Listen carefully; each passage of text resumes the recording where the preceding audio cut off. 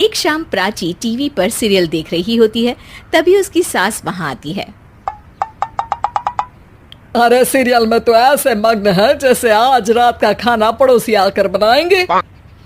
मुझे पता ही नहीं था आपने अपने बेटे की शादी पड़ोस में भी की हुई है। हैं? मतलब? मतलब इस घर में सारा काम बहू ही करती है, आप तो सिर्फ खर्राटे मारती हैं। अच्छा जी, फिलहाल तो तुम आराम फरमा रही हो, चलो जाओ, ये मेरे टीवी देखने का समय है। आहा, इसीलिए मुझे भगाया जा रहा है। सॉरी, अब तो बिल्कुल नहीं जाऊंगी। प्राची की इस बात पर दोनों सास बहू के बीच टीवी रिमोट के पीछे बच्चों जैसे छीना झपटी शुरू हो जाती है, जिसके बीच श्लोक भी काम से घर वापस आ जाता है। हाँ, आज मेरी चूहे बिल्ली की जोड़ी किस बात पर झगड़ रही है? अरे तेरे बीवी मुझे टीवी ही नहीं देखने दे रही। अरे तुम्हारी मम्मी मुझे खाना बनाने के लिए फोर्स कर रही है।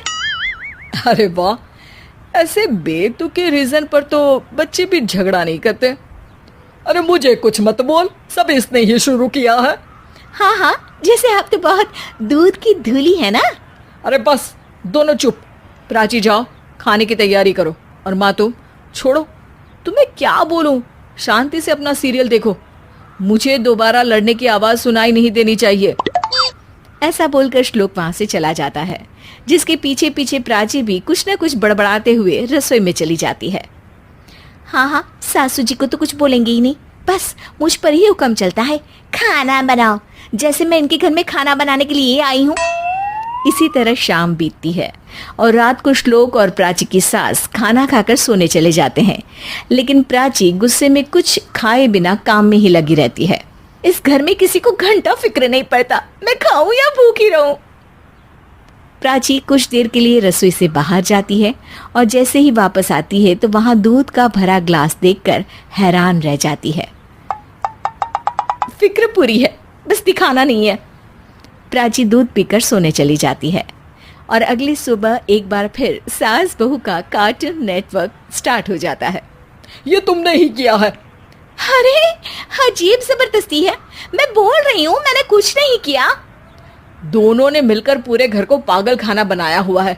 यहाँ कोई नॉर्मल इंसान तो रह ही नहीं सकता, इसीलिए अब पड़ोसी क्या रिश्तेदार भी घर आने से कतराते हैं। और सुन बेटे, तू भी चंगा, तेरी माँ भी चंगी, तेरी बीवी भी चंगी, रिश्तेदार।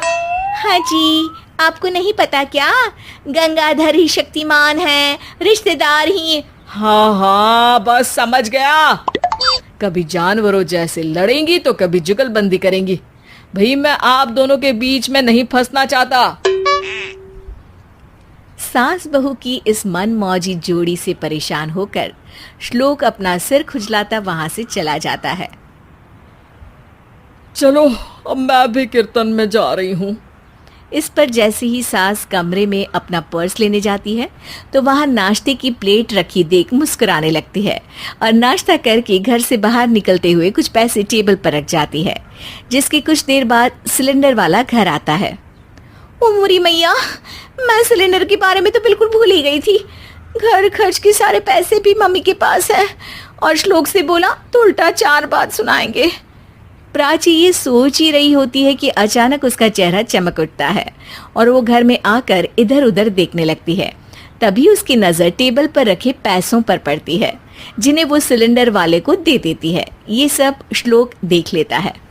अच्छा बेटे, इतना बड़ा घोटाला, सबके सामने मैं तेरी दुश्मन और पीठ पीछे तेरी मेरी यारी। इस पर श्लोक एक प्लान बनाता है और शाम को सब एक साथ बैठे होने पर बोलने लगता है। माँ, तुम दोनों की बहुत लड़ाई होती है, इसलिए मैं सोच रहा हूँ कि प्राची को उसके घर छोड़ाऊं, इससे वो भी खुश रहेगी और तुम भी। अचानक श्लोक की ये बात सुनकर सास बहू शौक से उसकी तरफ देखती है। अरे ऐसे कैसे घर छोड़ाओगे, मुझे कहीं नहीं जाना। अरे तुमने बोला नहीं पर मैंने सुन लिया, तुम्हें मम्मी के साथ रहना अच्छा नहीं लगता, मुझे पता है। अरे वाह, अरे जब बहू खुद कुछ काम बोले तो वो तुझे सुनता नहीं, और अब जो इसने बोला ही नहीं वो तू समझ गया। जब उसे नहीं जाना तो फिर जबरदस्ती क्यों कर रहा है? अच्छा, फिर आपको मौसी के घर छोड़ाता हूँ, बस अब आप दोनों एक घर में एक छत के नीचे नहीं रह सकती।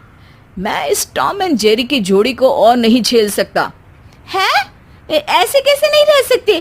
तुम्हें इतनी दिक्कत है तो तुम्हारा बोरिया बिस्तर पैक कर देती हूँ, लेकिन मम्मी जी कहीं नहीं जाएंगी। बिल्कुल यही सुनना था मुझे।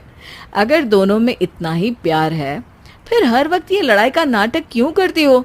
देखा मैंने कैसे माँ किचन में दूध रखती है और तुम उनके लिए कमरे में नाश्ता रखती हो, और कैसे वो पहले ही तुम्हारी दिक्कत समझकर घर में पैसे रखकर बाहर जाती है। अरे भाई, इतना ड्रामा तो डेली सोप में भी नहीं होता जितना तुम दोनों ने इस घर में फैलाया हुआ है।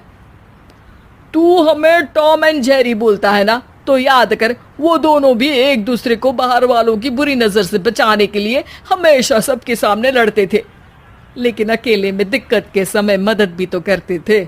बस हमारा रिश्ता भी कुछ ऐसा ही है। और वैसे भी अगर सास बहू में तू मैं नहीं होती तो दुनिया वालों को कहानियां कैसे मिलेंगी?